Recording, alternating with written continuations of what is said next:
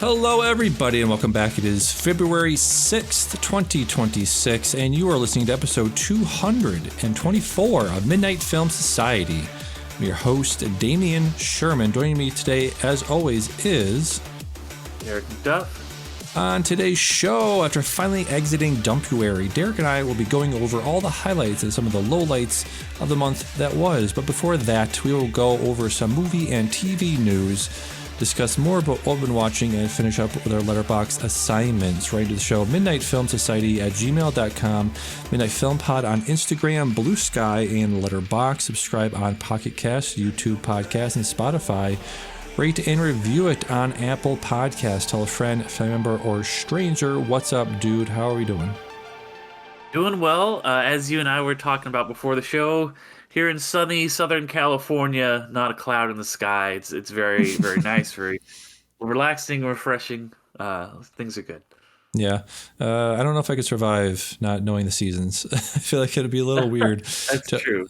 To always, I mean, you would cut down wardrobe, right? Because right now, anybody in the Northeast, anybody that lives anywhere where it gets cold and warm, you have basically two separate wardrobes. So it gets very expensive after a while, trying to buy, long sleeve stuff, trying to buy thick wool stuff, and then putting that stuff away and try to find it when the winter time comes back around is always a pain in the ass. Yeah. So I assume just in terms of, clothing and dressing yourself, it's probably a lot easier and cheaper where you are. Yeah, I mean, if it gets cold, I put on a hoodie. Yeah, that's about as far as it goes, That is but it, I mean, I would like to end up in the Pacific Northwest someday. Not going to the Northeast. No. But you know what? I like the rain. I don't about the hail and the sleet, but the rain I can handle. Yeah. I've never seen the Twilight movies, but I always love that thing where they're like, you've seen that trend on TikTok where they were like, here's what an owl sounds like if it was blah, blah, blah.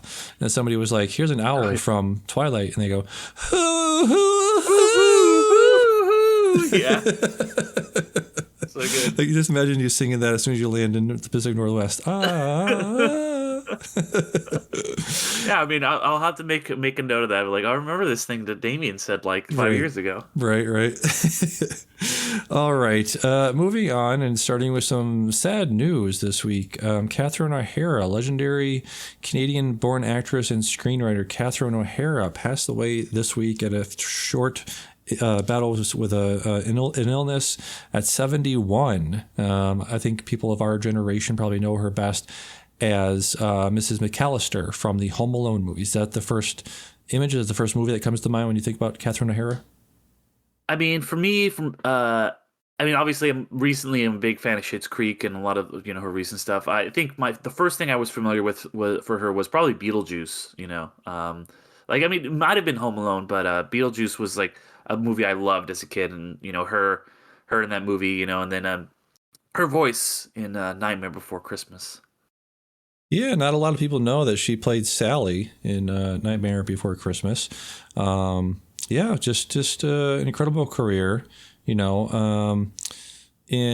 probably the stuff that she's done. She had a very prolific career with Christopher Guest and his movies, and I'll talk about one that I caught up with this week. Did you watch any of the Christopher Guest movies? Yeah, I've seen which one? I've seen some Christopher Guest stuff. I'm a fan of his.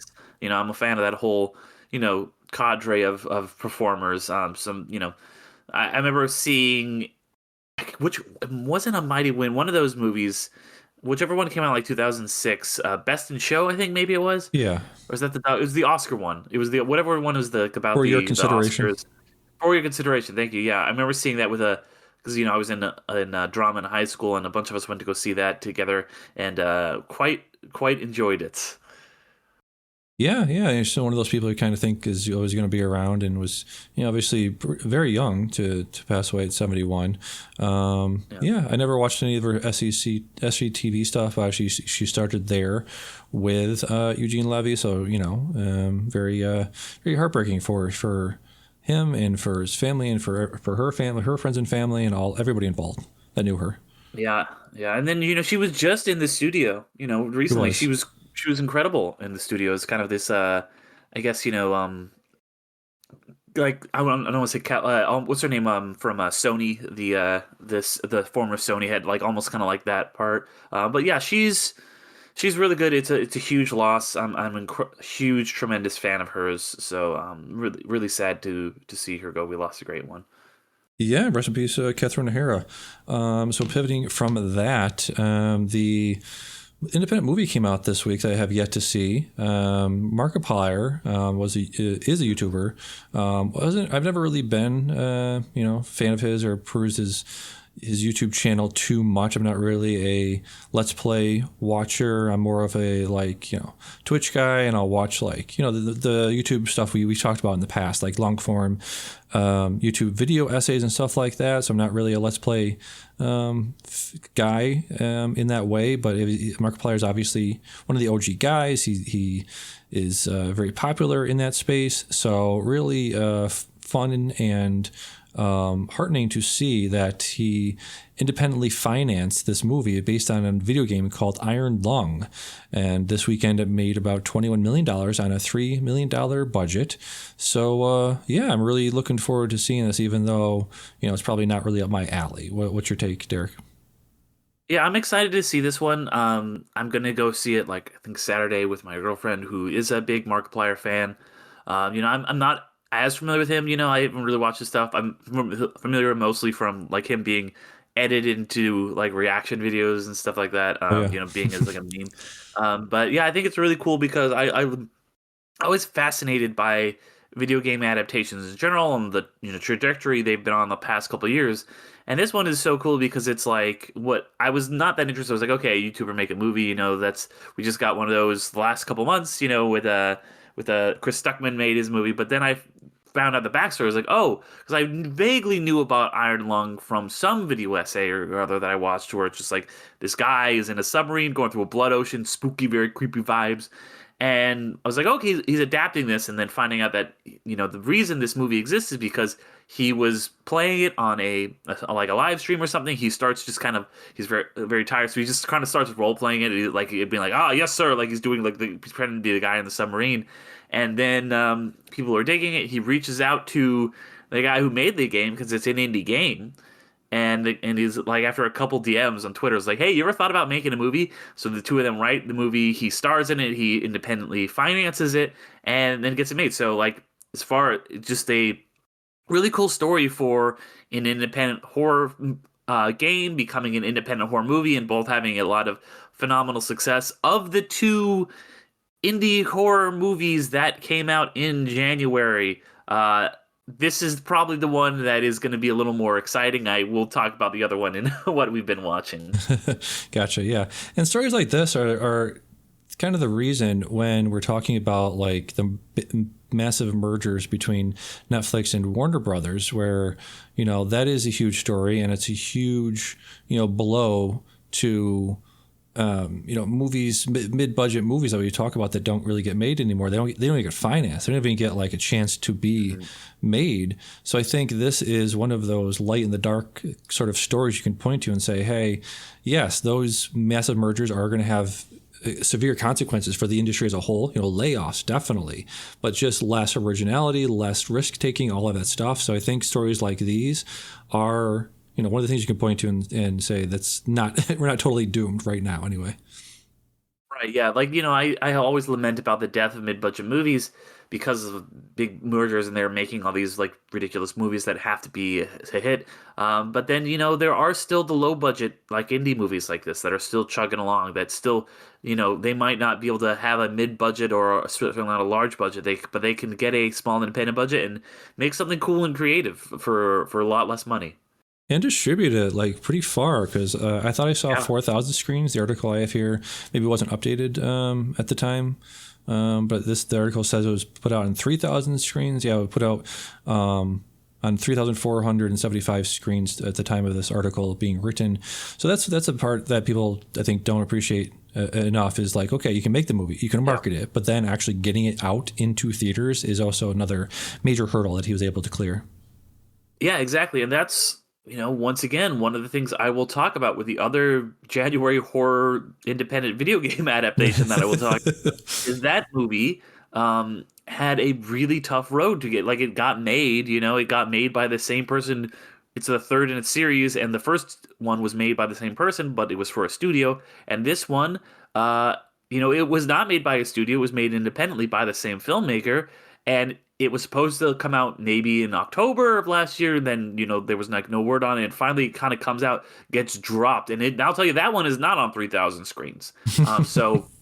And I think that might be partially because of the quality of that film. Hmm. But yeah, like, I think that if you make a good product and something that you have a unique voice like Markiplier does, he has his own, it might not be a traditional platform, but he has a platform on YouTube, and he has fans that will come out and see, and people are willing to put this thing on screens. And I'm glad that these aren't just getting, released to YouTube or dropped wherever, like, we're getting these movies in a big theater, and there are people who are passionate about this, both the game, but him, and or just horror in general, that are going to go see this. Yeah, exactly. Well said. So yeah, good. It's one of those movies that I'm going to try not to. Well, I want to try to get it to Regal to see like this one and to see some other things, but yeah, definitely do want to try to reward him for that all that effort. Yeah, definitely. Yeah, absolutely. All right. So, how do you want to structure this? Because I have like 10 things to do. So, I only have, two things. So I don't know. yeah, Maybe I start us off. Maybe I bookend it, right? Maybe I start yeah. it and then you go through your whole thing and then I'll end it. How's that sound? Since That's it. because I have not watched a lot of movies. Fair enough. Or yeah. So, but you have been doing your movie a day Yeah, challenge. So I been can on the start us off if grind. you want, and then let you just go on a roll if that sounds good. Yeah, Because it doesn't yeah, make sense for me to just like in the middle, like, it's the yeah. fifth one. Talk about one, Derrick. Exactly. All right. So, like you were saying, you saw another video game adaptation put out in January and Dumpuary, Return to Silent Hill. Tell me about this. Yeah, so obviously this is the third Silent Hill movie. Christoph Gans, who directed the first one, came back to do this one. This one, the first two, which were made by Sony, this one was not. This one was made independently, and you can kind of tell. I love that first 2006 Silent Hill with Sean Bean and Roddy Mitchell and all those. It's just great. I think it's honestly the first great, or at least good, live action video game movie, that first Silent Hill. Yeah. And 20 years later, we come back. Christoph Gans comes back, unlike 28 days later, or 28 years later, though he does not get his writer back. And I think you feel that. It's it's one of those movies you watch and it's like, it feels like kind of like pretentious art movie a little bit, where it's like, what is happening? What is really Silent Hill? So it's getting kind of dunked on. I think it's certainly better than the second Silent Hill movie, which is just kind of like, it just is like, hey, it's the same characters and it's kind of dumb. It's really just bad. This one, it feels a lot like a sci-fi original movie with, cheap effects, kind of bad acting, a nonsense plot. But there is still a lot of good stuff in it. Christoph Gans, while he's not as good as a writer as Roger Avery, who wrote that original one, he still has some very spooky, unnerving things happen in this. This movie is still disturbing in the way that you want a Silent Hill movie to be. I'm not a huge fan of the Silent Hill games. I never played them. I was more a Resident Evil guy. I was a Nintendo kid, so I never played these. But it was still, it was, the vibes were cool. I did enjoy watching it. It's not a total loss. I don't know if I recommend this movie, but as far as like an independent horror film goes, you could do a lot worse. Okay.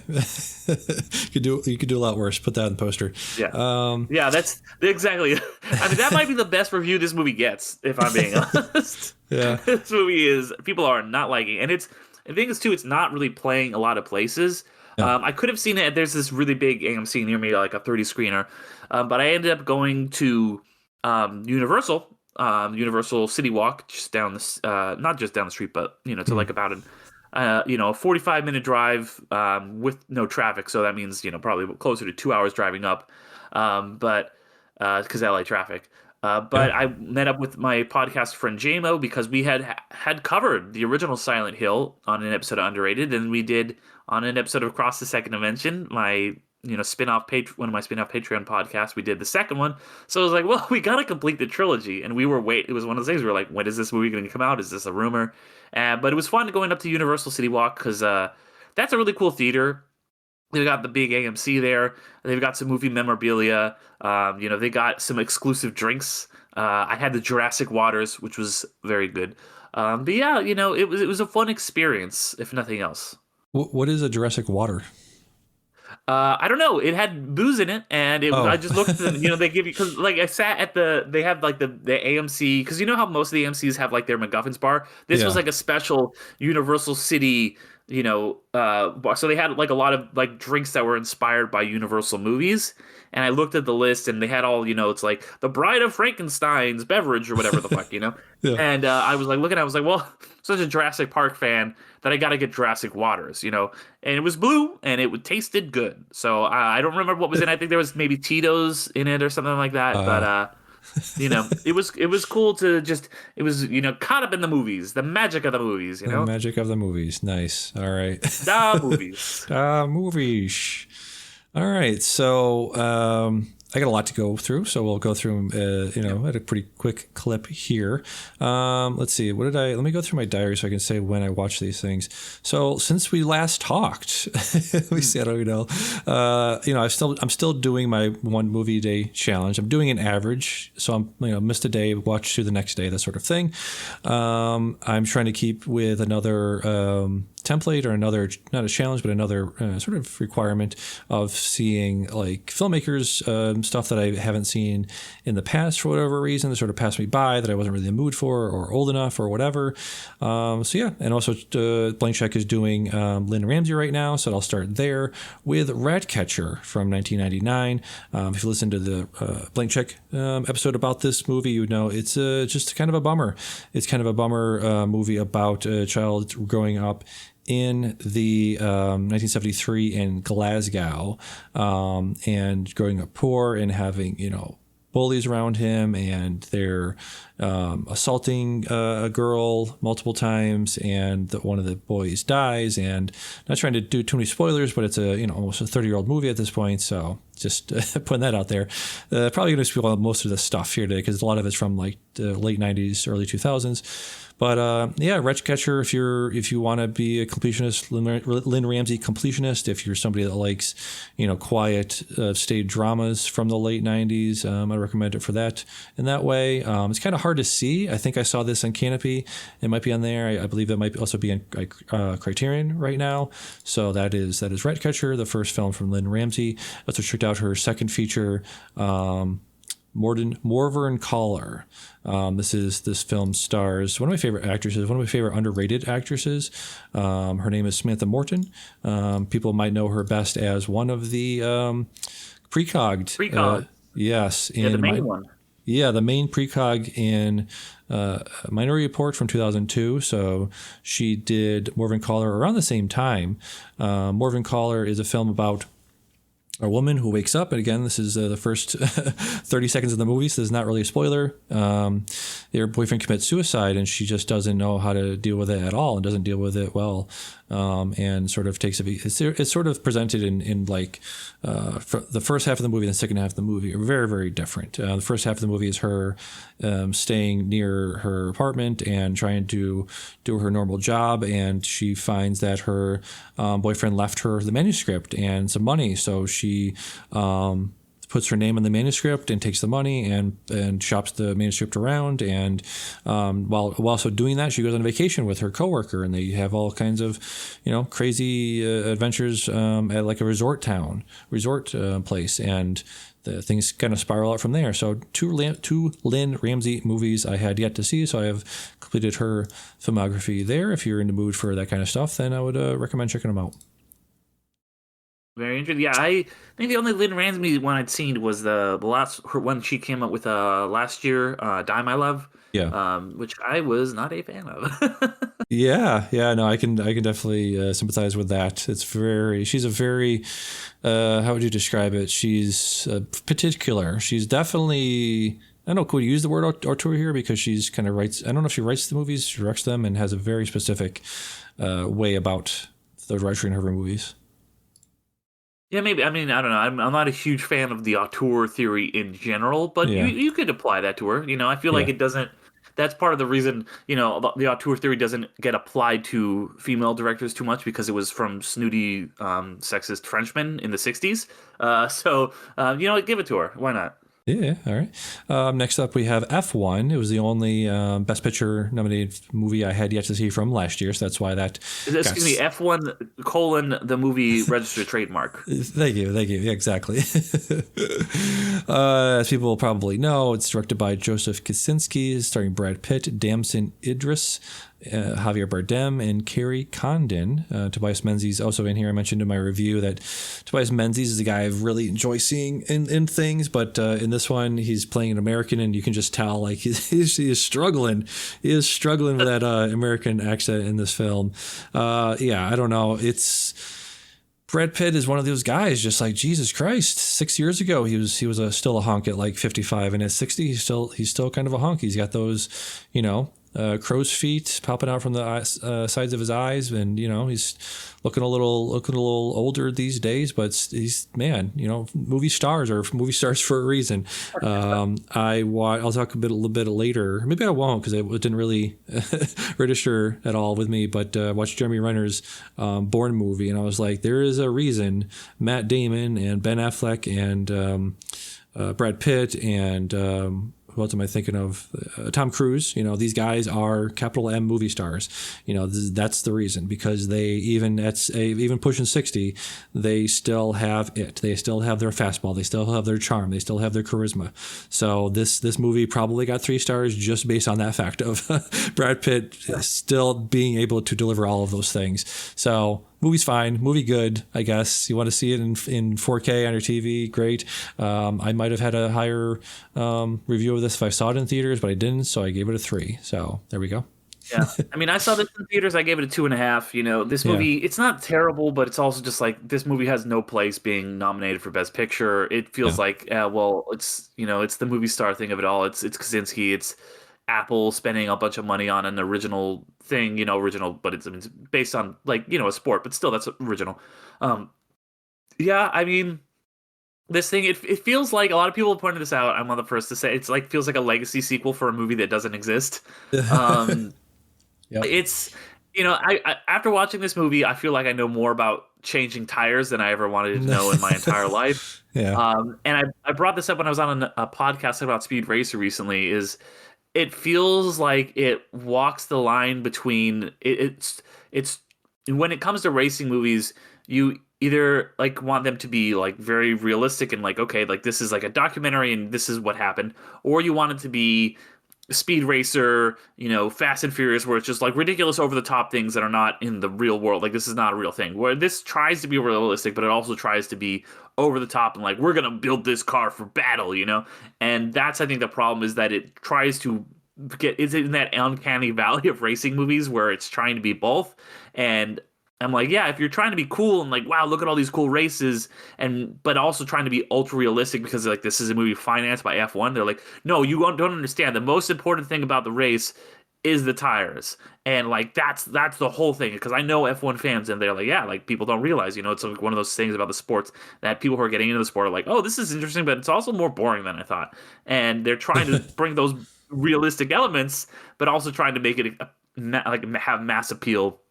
So, I mean, the movie made a lot of money, so good for them. But I didn't love this, and I think I'm kind of annoyed that it got nominated for Best Picture. But I guess there was no other choice when it came to nominating for that slot. I saw the joke. You're right. I saw that online. That was F1. Doesn't really deserve much more discussion than that, honestly. Next up, we have The Ugly Stepsister from last year. It is, I'll just read the description. It's in a fairy tale kingdom where beauty is a brutal business.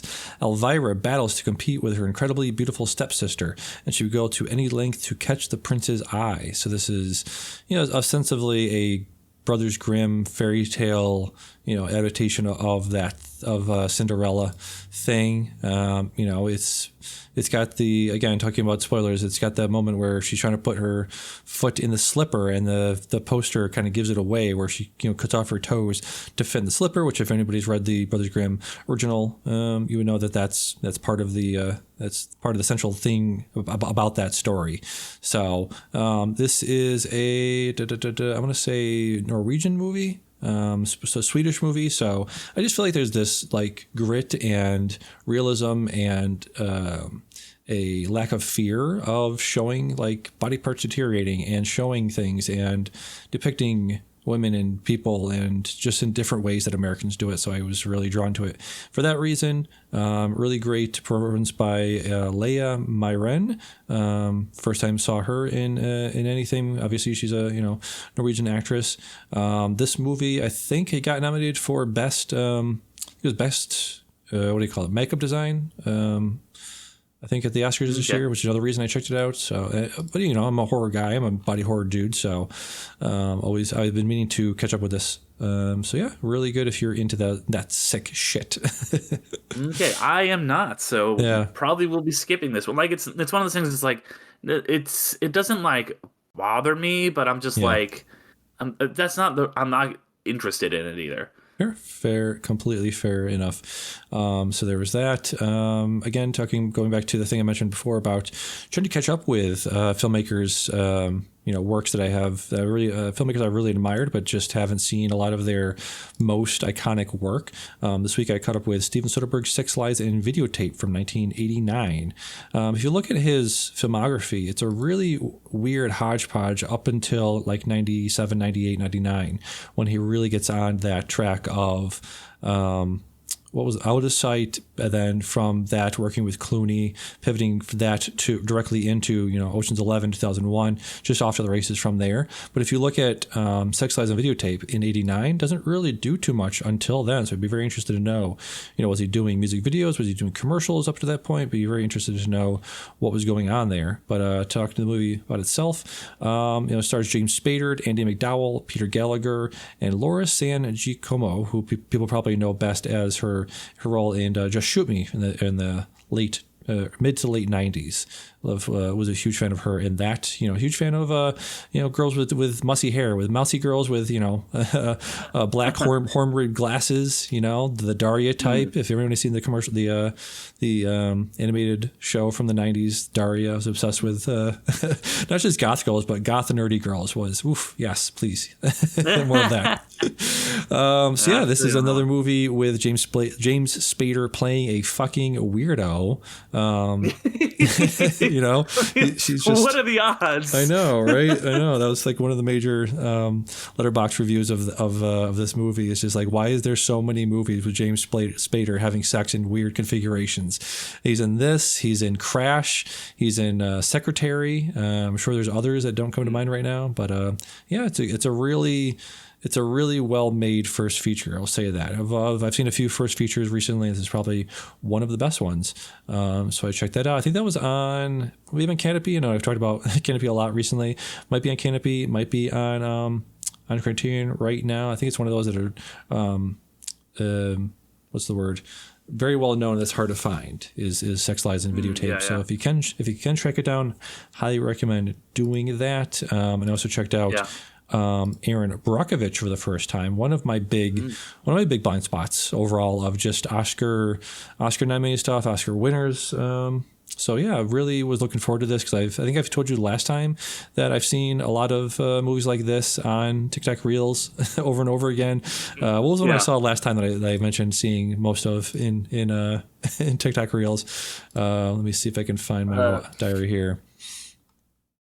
Let's see. While you're doing that, I'll just say it's interesting because I'm such a big Soderbergh fan, and you watching both these. I remember I got these like back-to-back weeks in Letterboxd Shuffle last year, and watched both of them. So I was I kind of did the same thing you did, but just by the universe rewarding me for something that I did. Right. Yeah. Oh, The Founders, with the one I talked about last time. Seeing the majority of it through TikTok Reels. I was this burger ready. I just ordered it. Come on. I don't understand. That's the one that always shows up in mine. But I just ordered it. McDonald's. Yeah. Huh? McDonald's? Linda Cardinelli? Let's see, what was I going to say? Oh yeah, well, who was wasted in that movie? Yeah, so you mentioned Linda Cardellini being the woman that he beds later, like his mistress. Who's Yeah, the? she's like his second wife or whatever. Yeah, She's the Margot Robbie of that movie, because that movie is just like it's just yes, like more chill Wolf of Wall Street. it kind of is. It kind of is. Laura Dern was massively wasted in Mm. that movie. Yeah, I thought, anyways.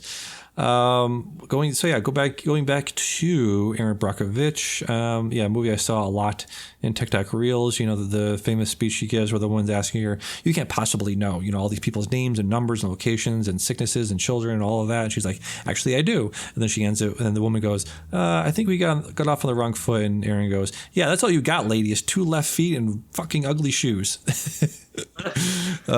Yeah, Yeah, yeah, go I ahead. love this movie. It's great. I just saw, like I said, I just watched it for the first time. Hmm. And Julia Roberts is, I'm not always a big fan of, is so good in it, and then Albert Finney is just so phenomenal in it. Like he's just like, God damn it, Julia, we're having to fucking do this. Like whenever they get in a fight, it's one of my favorite things.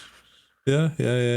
What was I going to say? Aaron Eckhart again. He's, I don't think he fully pulls off the biker dude role in this. I And don't. you're a hater on Aaron Eckhart. I kind of Like, go am. I'm on. not really an Eckhart head. I've never been an Eckhart dude. I think he was pretty good as Harvey Dent. I remember seeing him in Thank You for Smoking years and years ago. Have not come around to the Has Fallen franchise, London or Olympus. What about Angel? Angel has fallen. Angel, is that the third one? Did they really make a third That's the one? third one. Yeah, Oh they made a wow. third one where he's like Morgan Freeman is like a retired president by this point or something. I don't know. And if they set him up, wait, is that him or is that Jerry Butts? Might Because be a there's different guy. Yeah, Jerry Butts is in London Has Fallen. yeah, But I think they're both okay. He plays the president in both, but Jerry Butler is in London Has Fallen. right. Yeah. Okay, and then this is a total tangent, but Morgan Freeman is like the secretary of something in the first two, and then by the third one he's the president, and then they like frame Jerry Butts for murder. That's what it is. Oh, that's right. I remember seeing the trailer for the Angel Has Fallen. Interesting. All right, that'll be on a list somewhere of like if I'm dying, I'll check them out eventually. Yeah, no, Aaron Brockovich, good movie. I'll keep it. I'll keep it there. Keep it short. Very good movie. Let's see. Going back to my list here, where are we up to? Sex Lives, Aaron Brockovich, Brokeback Mountain. Speaking of movies from the 2000s, totemic movies from the 2000s, big blind spots that I haven't seen yet. So I checked out Brokeback Mountain. Let me pull up my list here because that's the other thing I was doing. In addition to seeing filmmakers' filmographies, I'm also trying to write a little blurb about each one. Yeah, it is famously a movie that got it did get snubbed, but snubs are usually reserved for like not even nominated, not even regarded at all in the Oscars. This got nominated for Best Picture that year.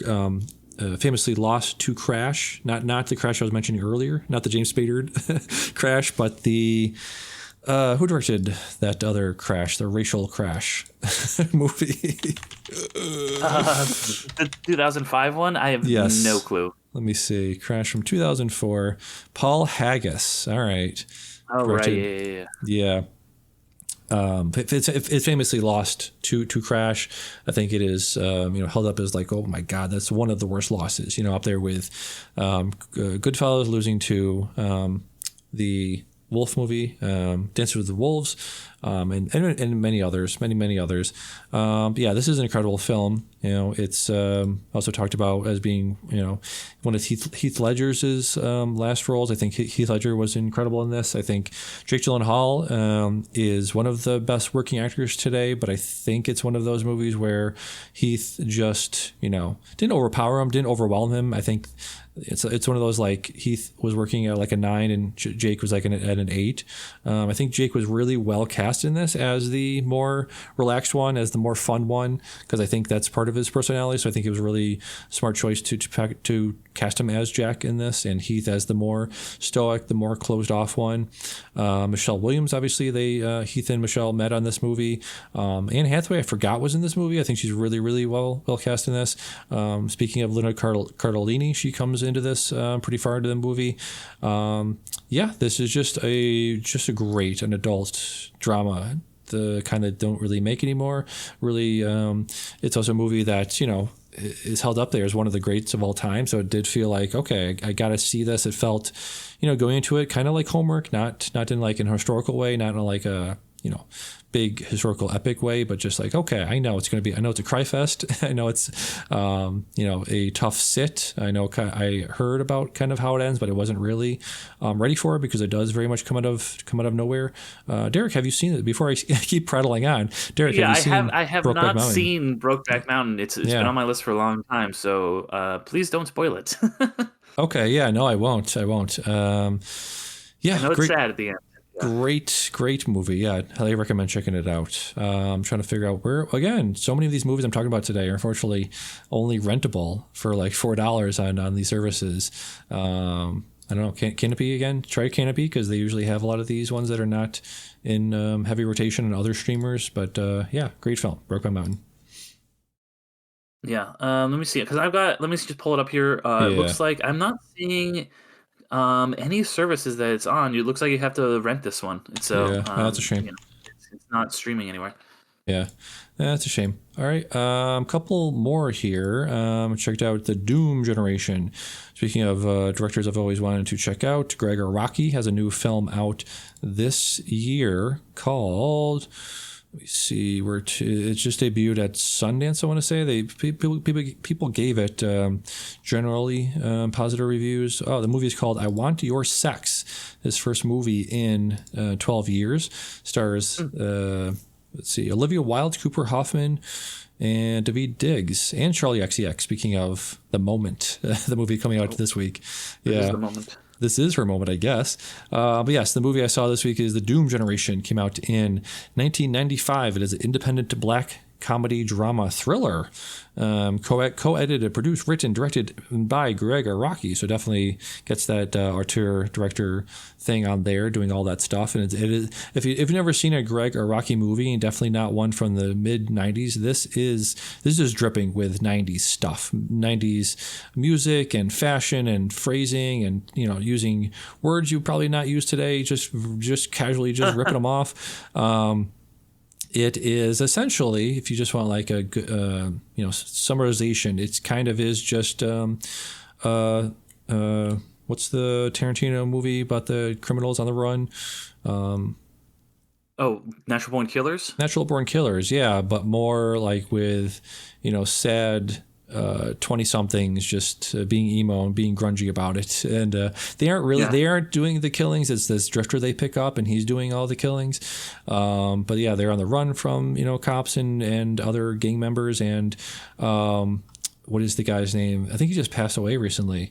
Nicky Cat. Yeah, he plays a guy named Bartholomew, who is a cashier at Carno Burger, and he thinks Rose McGowan is his like ex-girlfriend, so he chases them down. They have to take care of him, and they run into a bunch of neo-Nazis by the end, and it's a really ripping like 83-minute just straight ejection of the 90s into your veins. So if you want like a good feeling, a good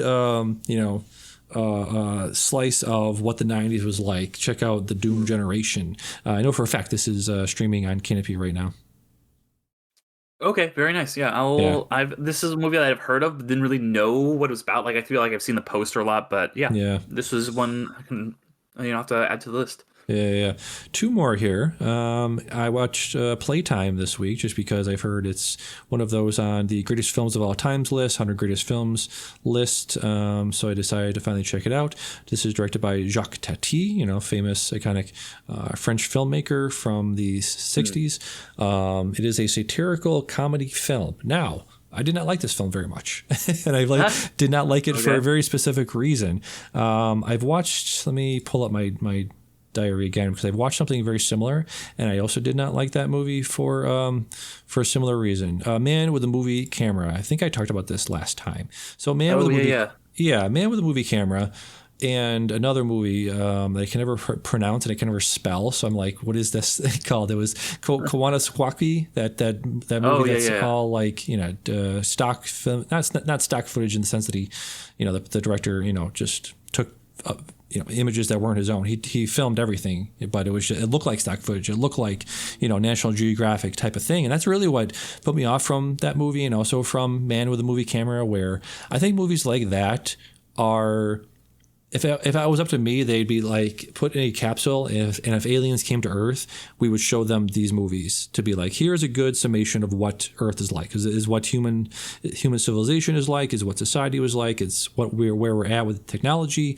It's where we're at with a lot of this stuff. It's a very good summation of humanity at those points. In the 80s, it was the Kwanaswaki movie. In the 20s, it was Man with a Movie Camera. And Playtime is a very good summation of, French culture, French consumerism, and all of the stuff in the 60s.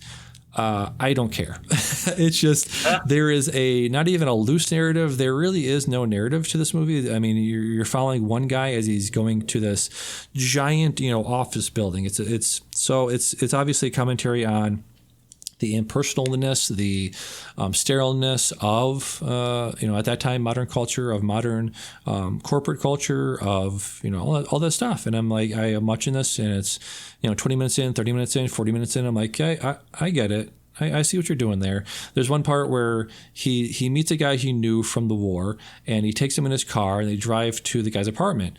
And the other thing I should say about this movie is there's almost no dialogue. It is the main character is acting in a very similar way to like Mr. Bean, where he's not using words at all. He's just using physicality to express what he's trying to say and trying to do, which was interesting. To try to do that didn't quite work for me.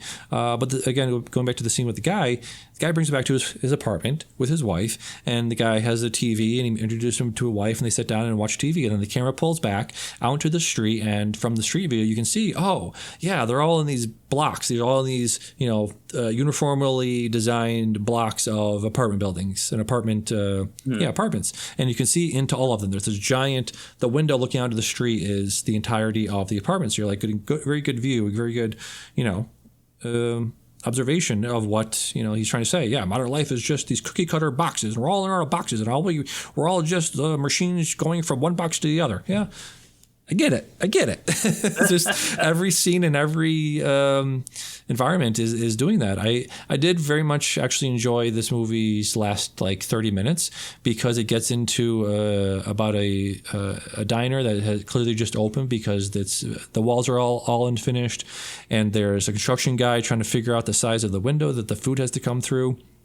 And everything kind of devolves from there, where everyone's drunk, and one guy is kind of leading the patrons in like this marching band type of thing, and playing music because the band quit because it was too hot. So that everybody else kind of improvises this music, and that was actually one of my favorite parts in the movie. I gave it like 2 stars just for that, for the last like 30 minutes. But yeah, I don't know, just movies that are obviously trying to say something, and I got what they were trying to say, and it doesn't really, there's no real narrative thrust to it. And movies like Train Dreams that I very much enjoyed last year didn't have much narrative thrust to it, and I enjoyed that because there is a change to Joel Edgerton's character throughout that movie. There was something to latch onto, where you're like, there is some metamorphosis going on with the character. In Playtime, in Man with a Movie Camera, these movies are very much a snapshot of life at that time, and that just doesn't do anything for me, unfortunately. Okay, fair enough. Damian hates some of the greatest documentaries, most of the first documentaries ever made. The first documentaries, genre. They do define the genre. Yeah. I wouldn't even call them documentaries. Like, I would put these in like a museum to be like, they're like an art exhibition of just like, sit down and watch this for a minute and chill for like 5-10 minutes, and then you can move on with your day. I don't need to see 90 minutes of that. That's all. That's fair. Yeah. Hey, can we take a quick break? I'm just going to run to the restroom real fast. Absolutely. All right. We'll be right back. And we are back. I got one more movie to chat about here. It is The Mighty Wind. It is the movie I referenced before when we were talking about the passing of Catherine O'Hara. This is the first Christopher Guest movie I've seen. I did check out Spinal Tap, which Christopher Guest helped write, and I believe he was in that as well. It's a very similar concept, Spinal Tap is, to a lot of Christopher Guest movies, where It's a mockumentary. Spinal Tap is about a band. The Mighty Wind is also, it's not about one band. It's about multiple different bands, multiple different folk bands coming back together for one last show after, being away, being semi-retired for the last 30 years. This stars, his usual cast of characters: Bob Balaban himself, Christopher Guest, John Michael Higgins, Eugene Levy, Jane Lynch, Michael McKean, Catherine O'Hara, Parker Posey, Harris Shearer, and Fred Ward. Like I said in my review, I don't really care for this type of movie or Christopher Guest's type of stuff. Yeah. The best way I can describe it is, for me, the humor and the jokes are kind of comparable to a lot of what SNL sketches do, of like that's a good joke. I think the hit rate of the jokes in A Mighty Wind and the hit rate of jokes in SNL are kind of similar, like a 30% hit rate for me. I think the thing I got most out of this movie was kind of the heart of it, where you have, in light of, her passing, I think there's a lot of moments in this between her and Eugene Levy. You can obviously see, like I said before, they've worked together for a long time back in the early 80s in SCTV, and there's definitely a connection there that the rest of the cast doesn't really have. Eugene Levy and Catherine O'Hara play former folk duo who were married and have a song in which they kiss. So I very much came away from this movie appreciating that aspect of it, which isn't, most of the movie, but it is, probably my favorite part of it. I think the jokes fell flat for me a lot of the time. I think it's pretty clear that clear and known that Christopher Guest, his working fashion is very improvisational.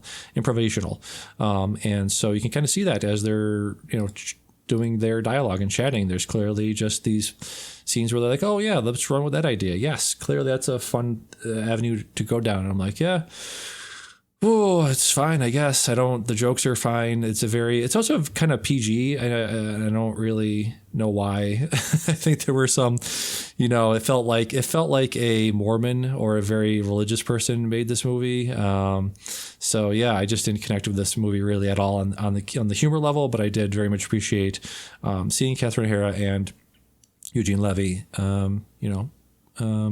present a very heartwarming relationship in this movie. So yeah. Okay, interesting. Yeah, because I'm a fan of Christopher Guest, so sorry this one didn't hit for you. Yeah, I've been kind of a role here, not a good role, a role of like it's a movie that I'm just coming away with like, woof, that really didn't work for me at all. But yeah, all right. So yeah, like we said before, we're going to sandwich your first thing and your last thing that you saw. So that was the end of my stuff. So Derrick, you checked out Wonder Man this week, the MCU's TV show of the year, right? Because there's no other TV shows coming out this year, I don't think, right? Daredevil comes out in just a couple months. Oh, true. And then I think they have X-Men 97 season 2. So that's somewhere along the lines. Yeah, so I think they got them things in the pipe, but this is the first thing this is the first thing. Okay. Year. Yeah, tell me about it. Yeah, they dropped all of the episodes on one day, as they sometimes do. But yeah, this is a this is a blast. This movie rules. It feels like, we just talked about Catherine O'Hara a lot. This feels like Marvel's the studio, honestly. It's doesn't go the way you think, and I think part of the reason why they dropped so many episodes is because I think that if it was week to week, people would be like, okay, waiting for the big final battle, and without getting really into too many spoilers, I'll say that is not not the show. It does so many Marvel TV shows like WandaVision or something. They'll start as like, hey, this is something different, but they will always end with like, okay, we're having like a big battle in the sky and stuff. This does not do that. This is very much just about a guy who is an actor who happens to have superpowers, and then he meets Trevor Slattery, who has shown up in a couple of these Marvel projects, played brilliantly by Ben Kingsley, who is an actor who had played the Mandarin, and their kind of friendship that comes out of that. It's a really lovely bromance. It's also a very, very meta. It's, hey, what would the production of superhero movies look like in a world where superheroes actually exist? I think that's a really interesting, clever take on it. But you get all these you get some celebrity cameos, you get all this really LA insidery stuff. I thought it was fun because it starts out with the first episode starts with him being like a day player on American Horror Story, and it's very much a LA day player vibe, which is funny because my friend was a day player on that episode. He shows up as a one of the techs in that, so I was like, hey, Oh, nice. there we go. Like all these, so it feels like Simon Williams, Yaha Abdul Mateen II's character, the titular Wonder Man, feels like somebody I would have known, somebody who I knew when I was studying theater. So does Trevor Slattery. He feels like maybe like a professor, like these classically trained Shakespearean guys who, never really broke in the way that, they had hoped. So they decided to teach instead. And, it's really heartfelt. It's a lot of fun. There's a episode in the middle that is kind of does a different thing than the rest of the show that I think is really fun and fascinating. I cannot recommend Wonder Man highly enough, and it's an easy watch. The episode. So many of these shows feel like they stretch the episodes out to an hour for no reason. These are half-hour episodes. There's only 8 of them, so you can just get right through this thing. Nice. Does it lead into anything? I'm kidding. Does Doom show up in this? Does the Fantastic Four show up in this? No. This is very much. It's in the Marvel spotlight. It's in the Marvel spotlight, which is kind of Marvel's way of saying like you could just kind of watch this and you don't have to worry about other stuff going on. Maybe Wonder Man will show up in something else, but Wonder Man will return. Maybe not. I mean, yeah, it definitely does not end with a Wonder Man will return. He might, or he might not. It might be like Werewolf by Night. That was also a Marvel spotlight where it's like, will we see the Werewolf by Night again? Maybe, but we haven't in the 2 years since it came out, and maybe they'll use him for something else. They have that character. He's a great character, but it doesn't feel like, oh, well, what are the further adventures of Wonder Man? It's like they told a story and we got to see it, and maybe if they want to pick this tool out of the toolbox, they can, or they can just leave it be as what it is. Nice. All right. Yeah, I'll definitely be checking this out at some point. Trying to watch one movie a day, and also all the responsibilities of being a human in the world takes a toll after a while. All right, so that was your stuff. Moving on to Letterboxd Assignments. I did watch my assignment this week. Pedro Almodovar, All About My Mother, came out in 1999, one of the best movie years ever. This is one of the ones I've wanted to check out for that reason, from that year. Film was commercially and critical success. It got nominated for 14 Goya Awards. It won the Academy Award for Best Foreign Language Feature. I've heard, praise for this all over the place. Stars Cecilia Roth, Marissa Paredes, and Penelope Cruz. This is essentially about a woman who that's a lot of stuff. Like if you watch the first 5 minutes of this movie and you watch like the last 5 minutes, you're like, what transpired to lead to this last 5 minutes? So let me try to summarize here. Manuela is an Argentine nurse who supervises organ donor transplants. She's a single mother to Esteban. Let me see. Yeah. So trying to struggle to not spoil this, but it's, like I said, almost a 30-year-old movie. It's the beginning of the movie, so I'm just going to spoil a little bit of the beginning. Her son is killed, and after chasing after this actress, and it's she is an actress in A Streetcar Named Desire, where she plays where Huma portrays Blanche Dubois. So there's a lot to this movie, and it's trying to describe it. It's very difficult, obviously, but it's a kind of very meta movie. It's a movie about trans people. It's a movie about found family, because there are multiple moments where like, oh my God, that's the person's father, that is that person's, mother, and that's just a bunch of reveals and twists that you kind of really need to pay attention to. Being a foreign language movie, I understand people have that, like, the thing that Bong Joon-ho mentioned of that 1-inch barrier, that 1-inch thing of subtitles being a 1-inch barrier, but I would, still, because of the, the barrier of the confusingness of the subject matter, not the subject matter, the plot and all of that, I would still recommend it. It's still extremely highly regarded movie, one of Pedro Almodovar's most highly rated movies. So I'm very glad I checked this out. It's got a really amazing. Almodovar has always had a really keen eye for composition and for color and for all of that stuff. I said in my review, this is the color palette is as bold as and expressive as the Umbrellas of Cherbourg or La La Land. It is an amazingly shot movie, so yeah, highly recommend. Check out All About My Mother. I know Pedro Almodovar's stuff has been in and out of the Criterion collection or the Criterion channel, so it might be on there. Maybe check out, where else did I see this? Maybe Canopy has it.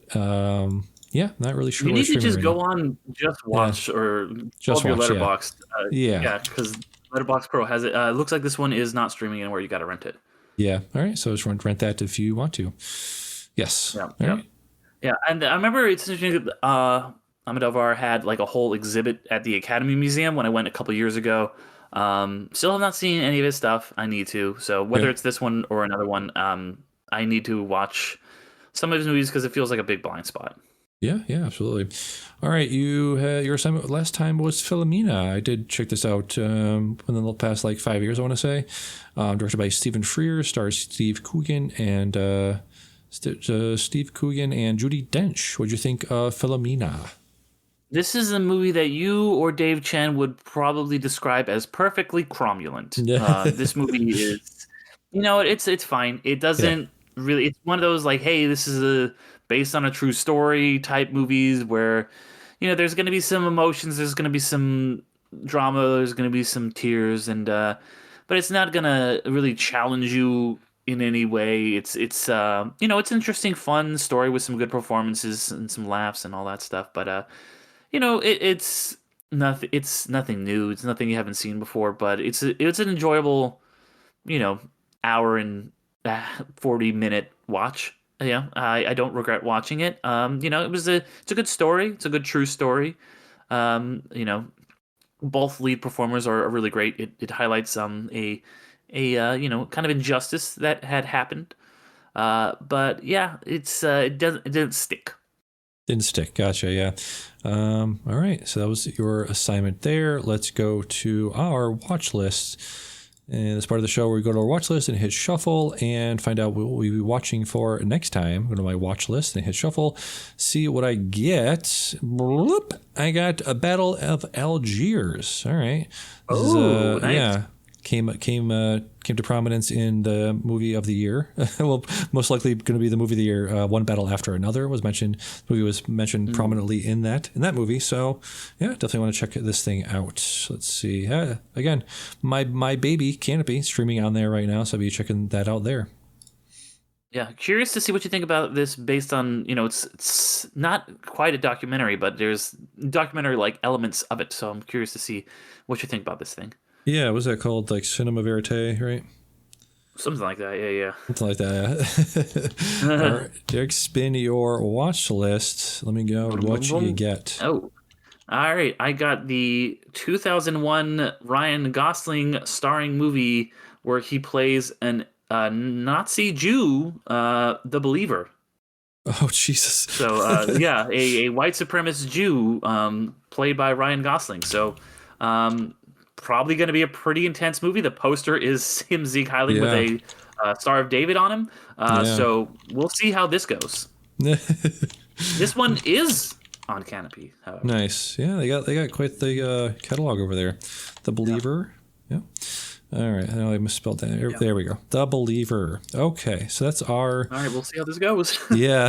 Those are assignments for next time. And for next time, this week...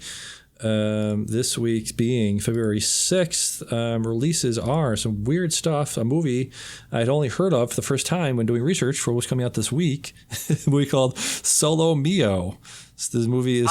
Kevin James. Yeah. He's bald now. He's bald. Left heartbroken in Rome after a wedding disaster, a stranded groom finds his ruined honeymoon transformed by a determined local and a few meddling travelers, proving that sometimes heartbreak is only the beginning. Oh, all right. That's something. Speaking of Charlie XCX, last time, I talked about her in something. Why did I mention her? Oh, in the new Gregor Rocky movie. Charlie XCX is in that. She was also in The Moment, released by the new A24 film put out this week. It is a pseudo drama. Speaking of mockumentary is what that is. It's a mockumentary about her tour from 2024, the Brat tour. So I've heard really good things about that about this movie on The Big Pick, and other people have been saying that. Are you a Charlie XCX head? Are you close enough to the Gen Z generation that you're a Charlie XCX fan? Yes, I work with a lot of them. So I have some yes, I will say I do. She's not my go-to. You know, I'm more a Sabrina Carpenter girly. But you know what? I like Charlie XCX. All right, so that's out this week. Also out this week is The Strangers Part 3, or Strangers Chapter 3. If I had to guess, these movies were probably filmed back-to-back, just to get them all out, because the last two have come out fairly recently, 2024. Both of the ones came out. Chapter 1 and Chapter 2 came out in 24. Yes, all three were shot in September 22 in Slovakia. All right, probably for tax purposes, and probably because it's very, very cheap to shoot there. Probably this Eastern Europe. That's where also Resident Evil 3 not Resident Silent Hill. Return to Silent Hill was shot. This movie is directed by Rennie Harlan. If people may have heard that name bandied about. He is, what would we call him, Derrick? A journeyman, a guy? Yeah, journeyman. He directed, the third best Die Hard movie. He directed Deep Blue Sea, Cliffhanger, Long Kiss those kind of Goodnight. movies. Yeah. The Exorcist, The Beginning, 12 Rounds. I'm trying to find the movies that are have names I've literally never seen until right now. Refuge, The Bricklayer, The Legend of Hercules, Skip Trace. Yeah. And also out this week. Movies. Those are movies. Speaking of another, journeyman director that's always in a hotbed of controversy, Luc Besson. Luc Besson has a new movie out this week called Dracula, a Love Tale. This movie stars Caleb Landry Jones as the eponymous Dracula. Kristen also stars Christoph Waltz and Zoe Blau. Yeah, so people can check that out this week in limited release, I believe. Yeah. Or not, given that Luc Besson directed it, I'm gonna skip it. Yes, because he is. Look him up. Not a great dude. Lock him up, or look him up, or lock him up. Yeah, I said look him up, but also that too. Both. Yes, both things. So yes, that's for this week. Out next week in theaters, another movie I have only heard because I checked out what was coming out next week. An animated movie called Goat. I've seen the trailers for this thing, and it looks bad. Yeah. I'm sorry to Caleb. Sorry to the stars of this movie: Caleb McLaughlin of Stranger Things fame, Gabrielle Union, Nick Kroll, and David Harbour. Oh, two Stranger Things people in this. Okay, people can watch that. It's produced by Steph Curry, and it seems the whole premise of this movie seems to be like, how we abbreviate greatest of all time as GOAT? Yeah. What if we made a movie where there was an actual GOAT? Yeah, and he played basketball. That's crazy, right? It's not crazy. There's no rules that say GOAT can't play basketball. I think we learned this 30 years ago with Air Bud. Dogs, there's no rule that says dogs can't play basketball. Apparently, there's also a rule that doesn't say goats can't play basketball. I think we update the rules there. I think there needs to be a review of the rules of basketball. Anyways, next up we have another a movie directed by another filmmaker who I've been a fan of, who's been sporadic in his release schedule over the years. This is his first movie in almost 10 years, talking about Gore Verbinski's and his new film Good Luck, Have Fun, Don't Die. His last film, A Cure for Wellness, I have not seen, but I've been a fan of his stuff over the years. The Ring, obviously, I revisit that almost every Halloween season. I've been a fan of his, the Pirates movie. Obviously, you're a big fan of those, right, Derrick? Yeah, especially that first one. The first one, yeah.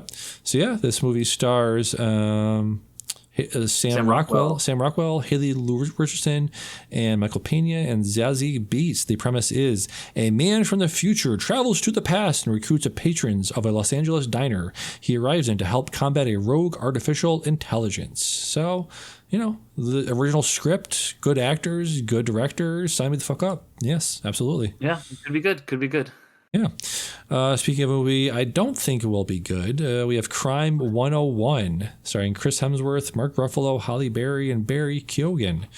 Movie is directed by somebody named Bart Layton. Let's see what Mr. Layton has done. Movie called The Imposter in 2012. I think I did see that, actually. Director of such things as, The Imposter, blah, blah, blah, blah, blah, some other things. Yeah, I don't know. Looks like a literal garbage crime movie. Crime 101. Yeah. Yeah, I mean, you never know. Like, those, it could be good. It could be good. I've seen this one advertised a lot. Got Chris Hemsworth in it. So yeah, it could be one of those ones that just kind of like surprises you, where it's like, oh, this is like a fun Ocean's Light movie. Yeah, it could be. We have next up Emerald Fennell with Wuthering Heights, starring The Moment Continues. The Moment Continues, exactly. This is because Charlie XCX's music is heavily featured in this film. She does the score. She does the score. Movie stars Margot Robbie, Jacob Elordi, and Hong Chow.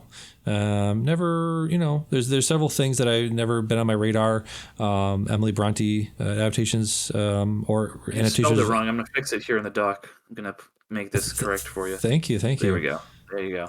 In quotations, yes, we definitely need to get that in there.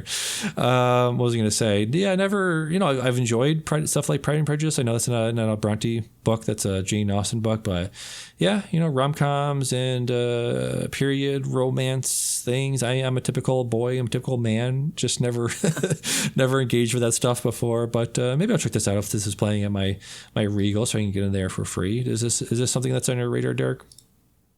Yeah, I mean, I might see it, probably if I have like a day after work and I'm like, well, I've got still 3 AMC passes left for the week. Let me use one of them on this thing. I mean, I'm not the biggest Emerald Fennell guy. Yeah. But we'll see. Could be interesting at the very least. Yeah, we will see. All right, and one more. Let's see. Nirvana, the band, the show, the movie. If you're confused as I am, then that's understandable. This movie and this whole sketch thing has been a thing for a long time, I guess. It is from the brainchild of Matt Johnson, who you might know from as the director of Blackberry, one of your favorite movies from the past 5-6 years. This is his love. This is his brainchild. He started it. Wow, apparently in 2007, 2009. Nirvana, the band, the show was a thing that ran from 2007 to 2009. Trying to see if it was like a web series or something. It appears that might be what that is, right? Because that was the time period for that kind of stuff, right? Right. Yeah. There was a lot of like Human Giant and all that stuff just kind of like popping off on the web. The original Drunk History. Yeah.